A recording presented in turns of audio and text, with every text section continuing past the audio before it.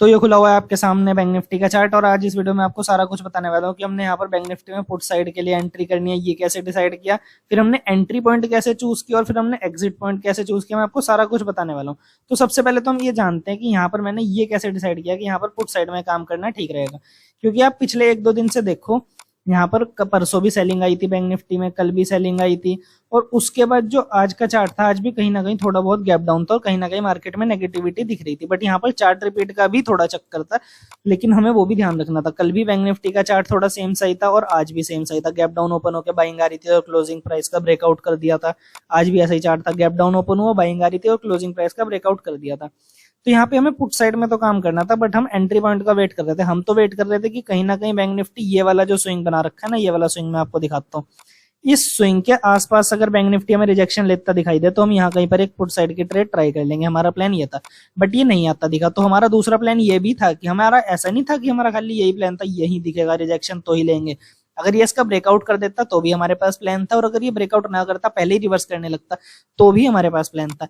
जैसा कि मैं आपको यहाँ पर चार्ट दिखाता हूँ, चार्ट को समझना कैंडल बाय कैंडल। यहाँ पर चार्ट ने चलना शुरू करा, उसके बाद नीचे आया, फिर उसके बाद पिछले स्विंग हाई का ब्रेकआउट कर दिया, फिर नीचे आया, फिर उसके बाद पिछले स्विंग हाई का ब्रेकआउट कर दिया, फिर थोड़ा नीचे आया, फिर पिछले स्विंग हाई का ब्रेकआउट कर दिया, फिर नीचे आने के बाद इस जगह पर आप देखना ये स्विंग हाई का ब्रेकआउट नहीं कर पाया। बस यही सारी चीज थी। यहाँ पर वीकनेस दिख गई, यहाँ पर स्विंग हाई का ब्रेकआउट करा, यहाँ पर करा, इसके बाद यहाँ पर भी करा, यहाँ पर ब्रेकआउट नहीं कर पाया। तो हम यहाँ कहीं पर जब हमें दिखा कि ये जब इसने ऊपर चलना शुरू करा, यहाँ कहीं पर इसने ऊपर चलना शुरू करा या फिर ये रिजेक्शन लेके यहाँ कहीं पर, तो इस स्विंग का ब्रेकआउट कर सकता था ना अगर इसे ब्रेकआउट करना था और ऊपर जाना था। लेकिन हमें यहाँ पर वीकनेस दिख गई कि इसने यहाँ पर ब्रेकआउट नहीं करा। तो यहाँ पर इस ग्रीन कैंडल के आसपास यहाँ पर एक पुट साइड की ट्रेड बनाई जा सकती थी, या तो फिर ये ग्रीन कैंडल कंटिन्यूएशन में निकल जाती और ब्रेकआउट कर देती। लेकिन ये ग्रीन कैंडल बहुत ही ज्यादा स्मॉल थी, तो इसका मतलब यहाँ पर अपसाइड के लिए जो है वो कोई पावर यहाँ पर दिख नहीं रही है। तो यहाँ पर एक पुट साइड की ट्रेड ट्राई करी जा सकती थी इसी जगह 10-4 या 10-5 के आसपास। और यहाँ पर उसके बाद पुट साइड में जो हमारा टारगेट रह सकता था वो भी मैं आपको बताता हूँ। देखो मैं आपको दिखाता हूँ, यहाँ पर मैं गया शॉर्ट पोजीशन पर, और शॉर्ट पोजीशन में अगर आपने यहाँ कहीं पर भी एक पुट साइड की ट्रेड बनाई है तो जो हमारा एसएल रहता वो रहता हमारा लगभग इस वाले स्विंग के ऊपर। ये वाला जो आपको स्विंग दिख रहा है ना, इस स्विंग के थोड़ा सा ऊपर यहाँ पर हम अपना एसएल रखते। मैं आपको दिखाता हूँ कितना रहता। इस स्विंग के थोड़ा सा ऊपर लगभग हम अपना यहाँ तक एसएल रख देते, ताकि अगर मार्केट इस स्विंग के आसपास से भी रिजेक्शन लेके गिरना चाहे तो वो भी गिर जाए, उसमें भी हमें दिक्कत ना हो। और जो अपना टारगेट रखते वो रखते मिनिमम इस लेवल के ब्रेकडाउन तक का। ये वाला जो लेवल दिख रहा है ना आपको ब्लू लेवल 56,000 का पीएसवाई लेवल, इसके ब्रेकडाउन तक हम यहाँ पर मिनिमम टारगेट रखते, ताकि हमारा ये व्यू था कि कल भी बैंक निफ्टी ने ऐसा ही चार्ट बनाया था तो हमें ये तो क्लियर था कि ये चार्ट रिपीट नहीं करेगा। क्योंकि कल कैसा चार्ट था बैंक निफ्टी का, गैप डाउन ओपन हुआ, बाइंग आई और कहीं ना कहीं जो क्लोजिंग प्राइस था उसका ब्रेकआउट करा और उसके बाद कंटिन्यूएशन में सेलिंग में चला गया। जो डे लो था वो भी तोड़ दिया और उसके बाद नेगेटिव चला गया, सेलिंग में चला गया। तो हमें ये तो था कि आज इसने सेम प्राइस एक्शन बनाया, गैप डाउन भी ओपन हुआ, बाइंग भी आ रही, क्लोजिंग प्राइस का ब्रेकआउट भी कर रहा है, तो ये यहाँ से कंटिन्यूएशन में तो नहीं गिरेगा।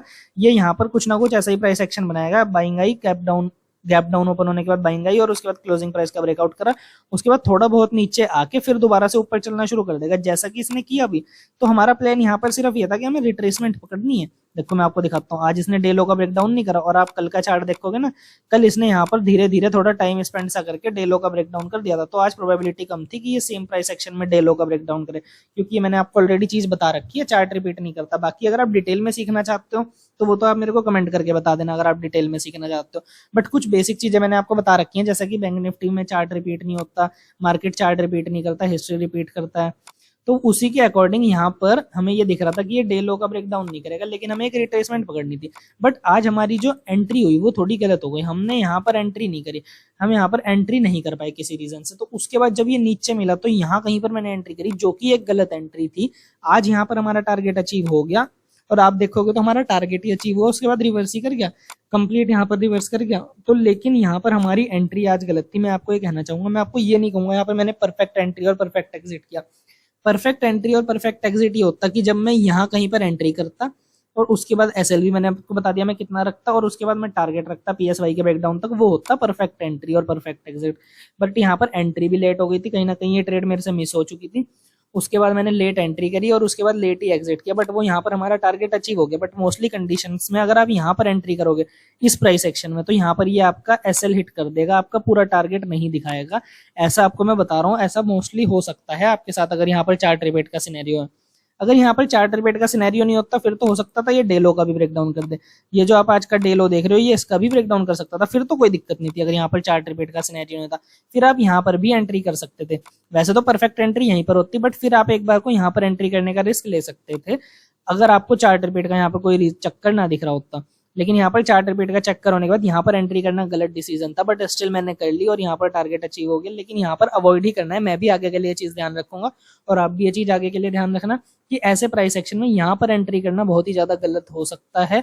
और आपको जो एंट्री करनी है यहाँ पर करनी है और एग्जिट यहीं कहीं पर कर देना है, जो कि आपका प्रॉपर टारगेट अचीव हो जाए और आपका रिस्क रिवॉर्ड भी मैनेज रहे। अगर आप इस कंडीशन में यहाँ पर एंट्री करोगे और चार्ट रिपीट का भी सिनेरियो तो हो सकता है मोस्टली केसेस में आपके फेवर में जाएगा, आपको प्रॉफिट दिखाएगा, लेकिन आपका कंप्लीट टारगेट अचीव नहीं होगा और प्रॉफिट दिखा के रिवर्स करके आपका एसएल हिट कर सकता है।